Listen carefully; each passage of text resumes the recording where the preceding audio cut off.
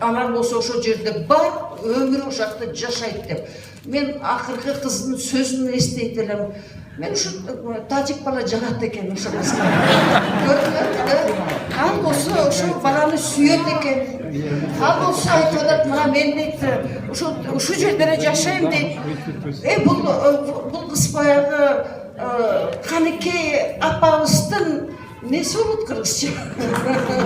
Сиңдиси болот. Сиңдиси экен да. Биз ушунтип эле не болсо да ишин ошентип эле биз жашай берет экенбиз да. Мына ушу баарыңыздар ошол жактан келдиңер. Биз баарыбыз бир элбиз. Ушинтип эле биз жанагы эжеке айтып аткандай тынчылык болсо, аманчылык болсо, турмуш татмакай болуп өтөт экен. Жаңыл сага миңдей рахмат.